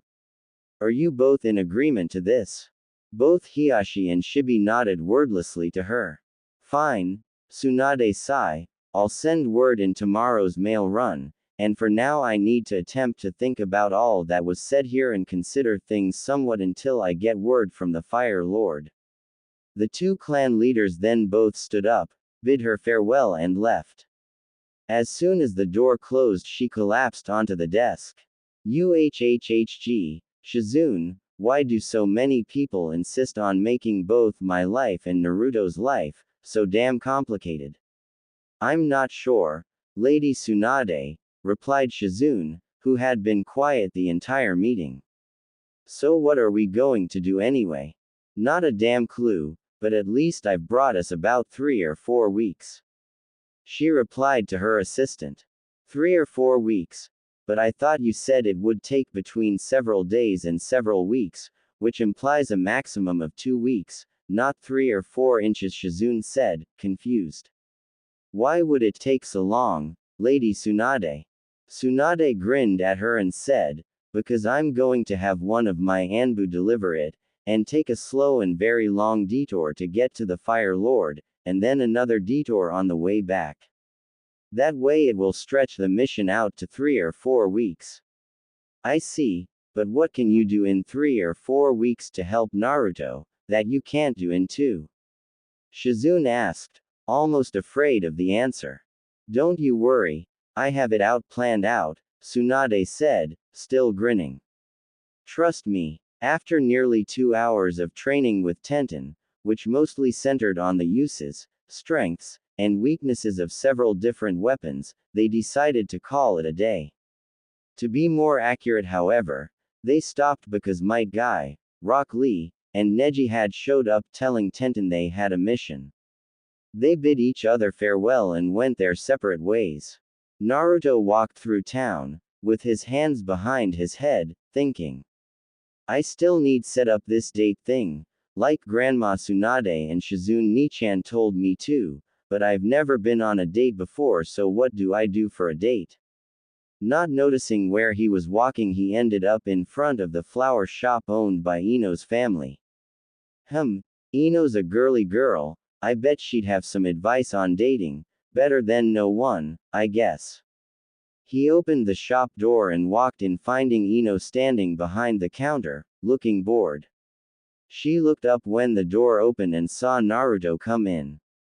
Hey there, Naruto, she said, giving him a smile. Never thought I'd see you in here, don't you usually pick your own flowers? Yeah, I do, but I'm not here for flowers, Ino-chan, he said, walking up to her. I need your advice on something. My advice? She asked, quizzically. Sure. What is it about? Well, it's about setting up the perfect date, he started to say, but he barely got that out before Ino squealed like a schoolgirl. Oh my god, oh my god. Who is it? Who are you dating? Did Billboard Brow finally say yes? Is it someone else? Ino asked in one breath, her eyes twinkling. He reached out and put his hands on her shoulders. Calm down, Ino-chan, sheesh. No, it's not Sakura-chan, and if I tell you absolutely cannot tell anyone, besides Sakura-chan, who already knows, he said, calmly. Do you agree? She took a deep breath and nodded. I promise. Now tell me, tell me, tell me. Naruto groaned and began to regret coming into the shop. I thought you were more mature than this, Ino, I mean you usually are. Huh. Well, maybe you're right. She relied, blushing from embarrassment. Sorry about that, I'll be calm and mature, so go on, who's the lucky lady in the great Naruto Uzumaki's life? I'm not that great, but as for who it is, it's Temari of the Sand Village, Naruto replied, putting his hands in his pockets. The blonde girl who's always hanging around with Shikamaru? Ino asked, in surprise. I never would have seen that one coming, that's for sure, so how did you two, hook up? It's a long story, And one I'll tell you some other time. Now about that advice, he said, trying to get her back on subject. Will you help me plan a perfect date for her or not? That should go without saying. Of course, she replied, putting her apron on the coat hook and closing up the shop. Come on, we'll head back to my house. I only have about 15 minutes till my lunch hour break anyways. We'll discuss things there. Okay, sure. Lead the way, Ino-chan, Naruto stated, following her out the back door and down the street. After walking for a few minutes, they stopped in front of a two-story, light blue house. So this is your house, Ino-chan? Yup. Let's go in, Naruto, Ino replied, walking up to the front door and opening it right up. Come on, hurry up, if you want advice, then get a move on. Right. You're sure your parents won't mind you bringing home a boy, especially me? He asked, hesitantly. She stood in the doorway, and looked at him. Relax, A, you're just a friend who's getting relationship advice, and B, my parents know that you're not the nine-tailed fox, Naruto, Ino said, smiling. Now come on, stop stalling. He gave her a smile back, and walked inside with her. Her dad, Inoichi, was writing up a mission report. He looked at them as they entered the living room. Ino, I see you're on your lunch break, he said, putting paperwork down. And you brought Naruto here. I hope you're not trying to date him so you can use his status as a hero to boost your popularity.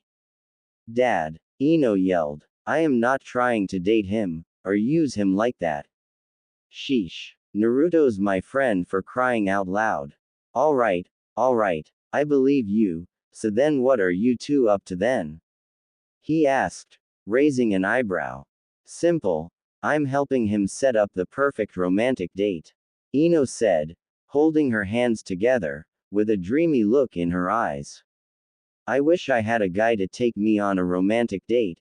Is it too late for you break it off with her? Ino, relax. Are you going to help me or just make googly eyes at me?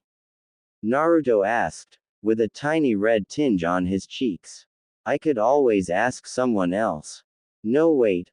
I'll stop. There's no one better at this type of thing than me. She said, pleading, don't take away my fun, I mean my love of helping people. He. Right, Naruto said, shaking his head. Typical Ino-chan. Well, come on, what should I do for this date? Just out of curiosity, who's the special lady, Naruto? Inoichi asked. Well, it's Naruto said, nervously. Her name is Temari from the Sand Village. Dad, Ino replied for him. This is going to be their first date, both with her and in general, and he's asked me for help. Huh. Well, I need to turn in this report to the Hokage, so good luck with that, Inoichi replied, walking to the front door.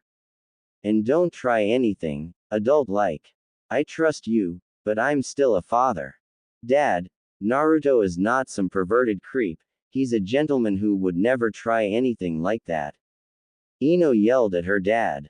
He exited the house, but poked his head back in momentarily.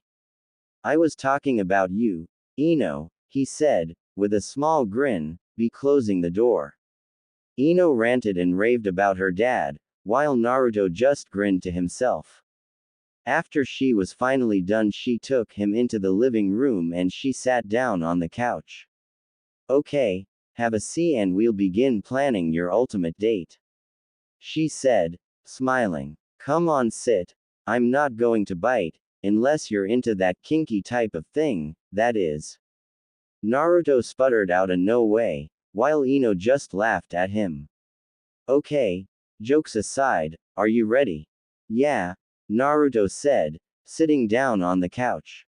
Let's do this. Ino grinned and rubbed her hands together. Okay, so the first thing you wanna do is. An hour or so later, Ino had indeed helped him come up with an amazing date, as she had promised, though some of her ideas were a bit weird. And remember, Even though this isn't a fancy dinner, make sure to open the door for her, pull out her seat for her, be polite, and don't eat fast either. Ino said, as Naruto walked out her front door. As he gave a wave as he ran off, she remembered she had to get to the hospital for her shift, and fast. Shit. I'm going to be late. Ino said to herself, as she locked her door and ran down the street. And I gotta change the sign on the flower shop door too.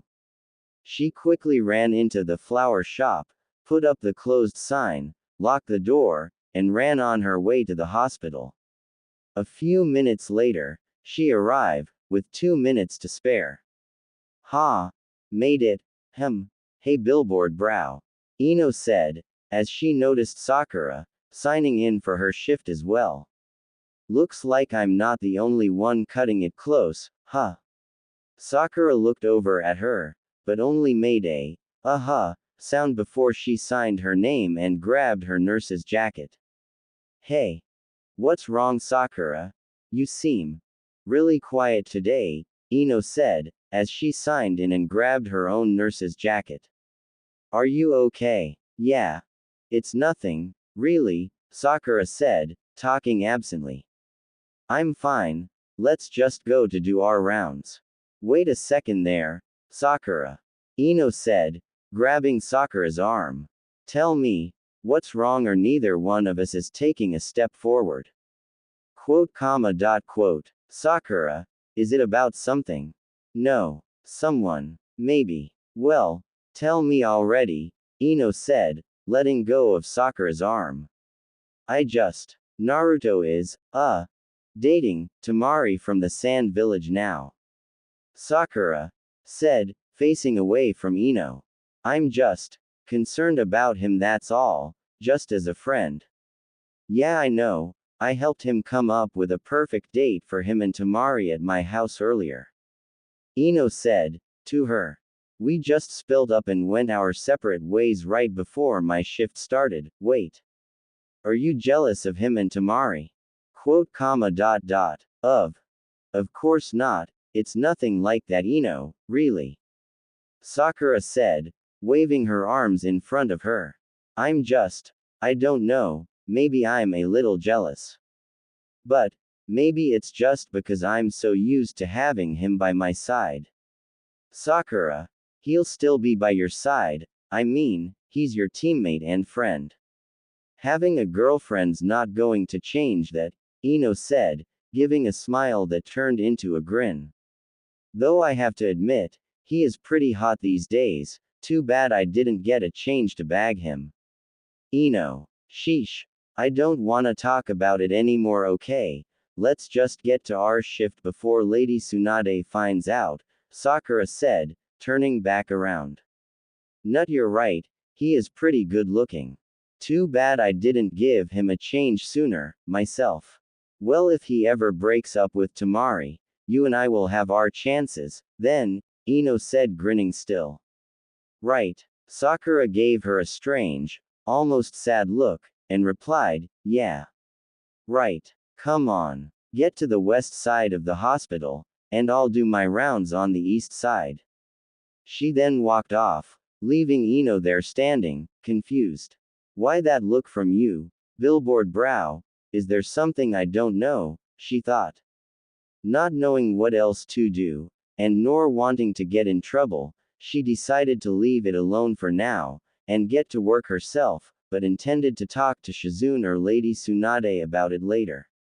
Elsewhere, far away from the Leaf Village, Madara Uchiha had mostly recovered, at least enough to walk around using crutches. This waiting is so irritating. Sasuke yelled, punching a practice dummy. Aren't you healed enough to train me yet?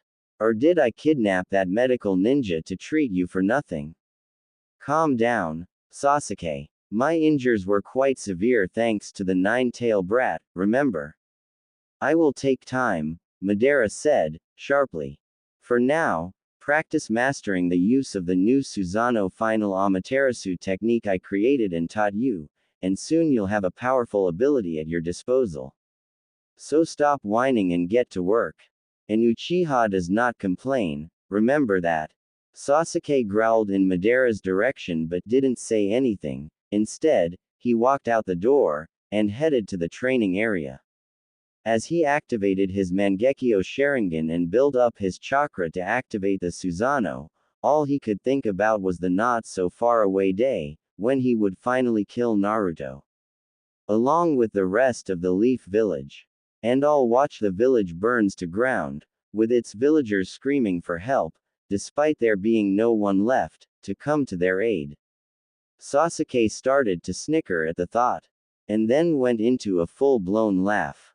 Hee hee hee. Ha ha ha ha ha ha ha ha. And his insane laugh rang out through the area, as he trained and plotted his ultimate revenge.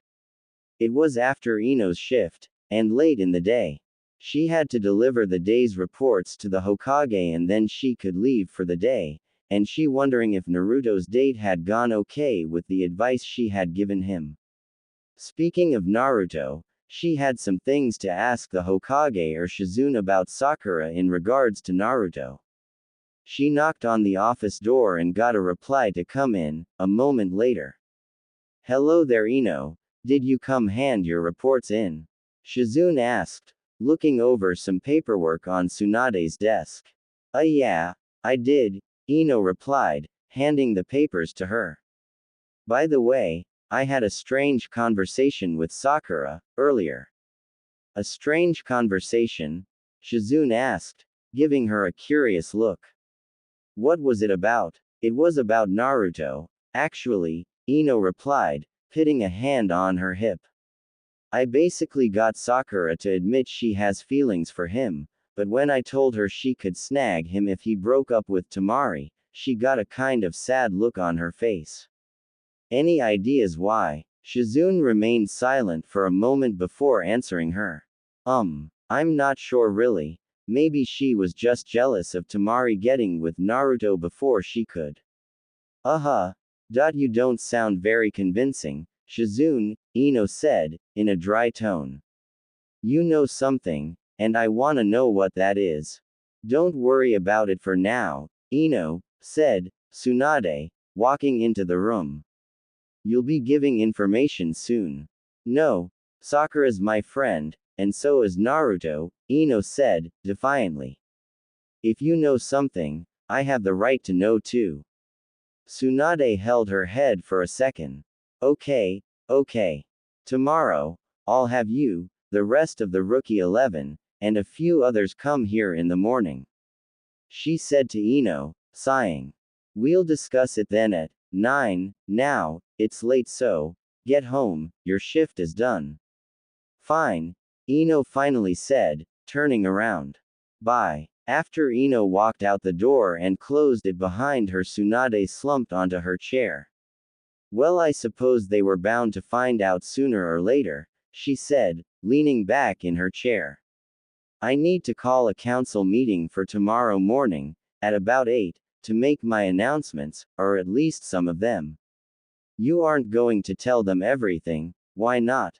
Shizune asked, putting some papers into a drawer of a file cabinet. You don't trust them, do you? Is there a reason to? 'Cause I don't see any, Tsunade said, looking at the ceiling. They've always been against me and Naruto. I know all about how they looked the other way when Jonin Ninja tried to kill Naruto as a boy. I also know how they've done everything in their power to undermine my decisions as Hokage. Shizune remained quiet. Now then, I only intend to tell them that some important information will be revealed tomorrow, and that's all I'm saying to them, Tsunade said, sitting up, and looking at Shizune. And don't you dare tell them anything behind my back again. I know you only thought you were doing good, but you only did harm. I'm sorry, Lady Tsunade. I won't say anything to anyone, Shizune said, solemnly. You have my word, I swear on my uncle's grave. Very well, Shizune. Go use one of the guest rooms here, in the office to get some sleep, she said, to her. I'm going to get some sleep myself after I write this up and send it off. Shizune nodded to her, bid her good night and walked through the door leading to guest room. Tsunade quickly wrote up the information and had a messenger bird carry it to the council chamber for them to read when the council convened at 6 a.m. the next morning. The next morning at about 8 a.m., the Konoha 11, along with several clan leaders, Gaara, and his siblings, most of the Jonin, minus Kakashi, who was probably late at his own birth, and Sakura, who hadn't shown up or giving a reason for her absence. After waiting about 15 minutes, Kakashi finally appeared in a swirl of leaves. He gave a wave to the Hokage and said, "Sorry I'm late, I save it, Kakashi, as much as I enjoy hearing your creative excuses, we have things to discuss," Tsunade said, folding her hands together. Now we should wait for Sakura to arrive, but she already knows most of this, and I can fill her in on anything extra. I still say you have no right to inform everyone here about anything important before you tell us in private first, Homura Mitokado said, in a distasteful voice. As the council of the Leaf Village, we have that right. I agree, Tsunade. We needed time to edit what you revealed to those present, his teammate, Kaharu Udatane added, from her seat. And that's exactly why I didn't tell you what I was going to speak about. I didn't want you trying to tell me how to do my job, Tsunade said, with her eyebrows narrowed. The days of me playing lapdog to the council is over. In fact, you can think of it this way, from now on, you will be playing lapdogs to me. Both Kaharu and Homura were wide-eyed and in shock at what she had said. Now then, let's get started, Tsunade said, not giving them a chance to speak. First of all, while I was in the coma, and Gaara was at the Cage Summit, the Leaf and Sand Councils decided to set up a arranged marriage between Temari of the Sand and Naruto. Everyone in the room was frozen at those words and looked over at Naruto, who was sitting on the ledge of the window, staring out at the village as Temari stood near him. Before anyone could say anything else, Sakura burst through the door, showing two unconscious Anbu laying on the floor behind her. Lady Tsunade, you cannot let this happen. Naruto should not be forced to marry someone he doesn't even love. She yelled out, clenching her fist. I was all happy about the other things for him, but I refuse to let this stupid wedding thing happen. Sakura. That's enough, Tsunade said, standing up. If you want to be upset, then that's your right, but knocking out my Anbu, along with ranting and raving is not. I don't care. I came to a realization recently. I once told Naruto a lie to stop him from going after Sasuke, but what I said is actually true, Sakura said, putting her red face down. I love you, Naruto Uzumaki, and I want the option to explore that. This time, Naruto joined the others in the room in being wide-eyed and speechless. Tsunade looked at her apprentice, Sakura, and couldn't help but feel sorry for her, even if she knew there was anything she could do. Sakura, I wish there was. I'm not done yet. I'm not the only girl who loves Naruto and would like the chance to have a relationship with him, Sakura said, looking back up, her face still red. I'm speaking off course about Hinata. She's been in love with Naruto since before even the Ninja Academy. How is it fair that she and I are denied the chance like this? There was a gasp and a couple of thuds, and everyone looked over and saw that Hinata had fainted and was laying on the office floor with a dark red face. Tsunade looked over at Naruto to see if he going to say anything, but found he had fallen out the window and was on the roof laying, in shock. Tsunade shook her head at the sight at not one, but two of her ninjas, one a Chunin, the other a recently appointed Jonin, acting like a bunch of school kids. This is not what I need right now, Tsunade said, sitting back down.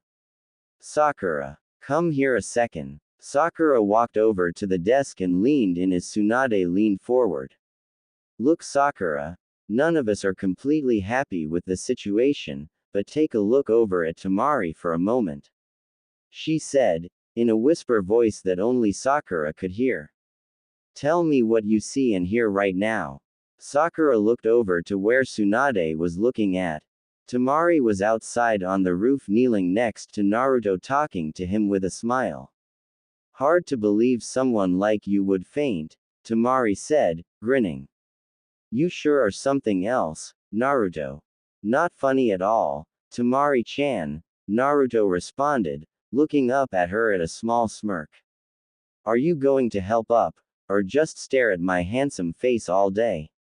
Maybe I should leave you here, fox boy, Temari replied, returning the smirk.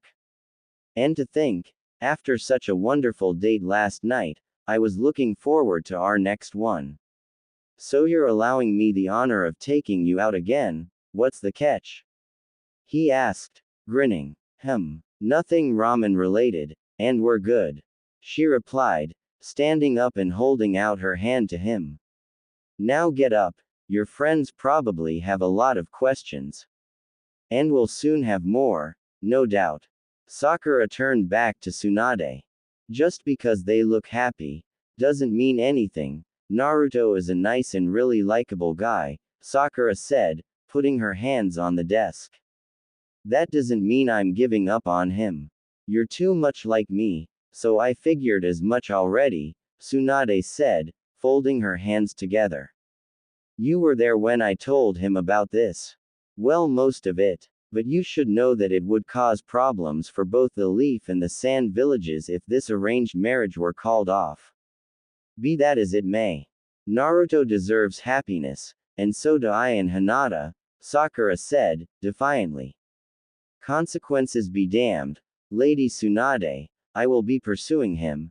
And I might even get Hinata too as well. Fine, whatever. Do what you want. Just do it later. I have things to discuss still, Tsunade said, holding the bridge of her nose. Why don't you go do your rounds in the hospital since you know this stuff anyway? Fine, but I will keep my word, Sakura said, pulling her hands off the desk. I gotta go do some work at the hospital, but Naruto. Don't think I'm going to give up on you, and my love I have for you. She blew a kiss at him before giving a evil look at Temari, who gave her a equally nasty look back. Don't try anything, Pinky. Temari said, crossing her arms. I think Naruto is a great guy, and if you think I'm just going to sit here and let you take him, you're barking up the wrong tree, honey. Before a few days ago, you hardly knew him that well, Sakura said, walking to the door, as the others moved out of the way.